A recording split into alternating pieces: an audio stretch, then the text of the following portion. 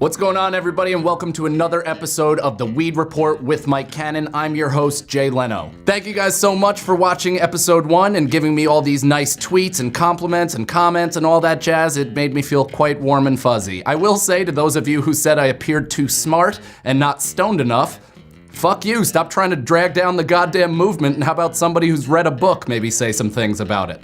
All right, let's get started. Good news for those of you who love to hump while high. The good people at Aphrodite Group have developed a weed-infused lubricant that's going to get your girl excited, stoned, and apparently throw her into a 15-minute tailspin of an orgasm. To me, that sounds terrible. I can barely handle the brief sneeze-fart combination I feel every time I come. I can't imagine getting thrown into a 15-minute quake session where it seems more like an exorcism than an orgasm. So what, I'm gonna lube up my gal, get her feeling all ready, and then her head spins around and she's gonna look at me and say, "Nice day for an exorcism," and then stab her vagina with a crucifix?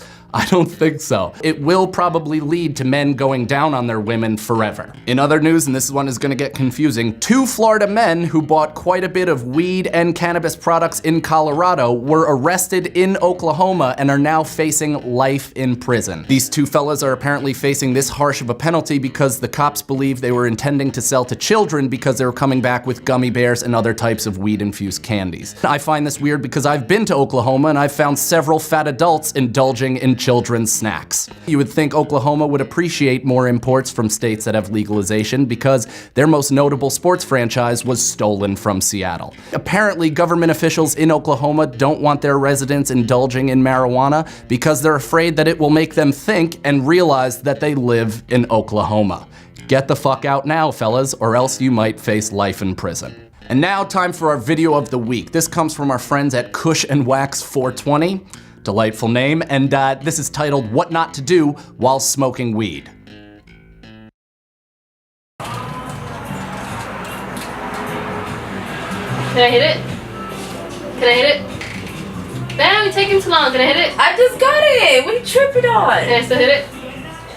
Chill out. One thing they missed out on in this video, which maybe I could give a little insight into, is I smoked pot with a girl who had never smoked pot at all in college. It was her first time. Instead of easing her into the process, giving her maybe a one-hitter or a little bowl to hit, I decided, hey, let's clear a homemade gravity bomb. That was my mistake. So we go into my room, we smoke said gravity bomb. She did it, came up, had kind of shocked, smiley face. Then instantly that turned to panic and fear. And she looked at me and she goes, "Is it supposed to feel like I'm dying?" And I said, yes it is.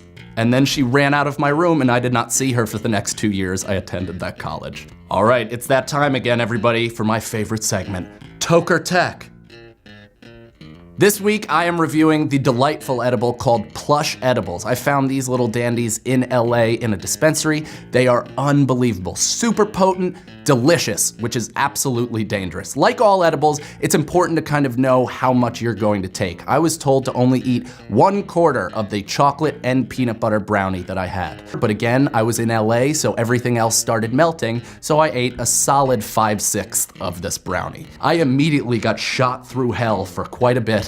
I drove, which I would not recommend to anybody because the entire highway turns into a 16-bit Sonic the Hedgehog game. There was tails, that fruity little dick hitting rings everywhere. I didn't know what the hell to do.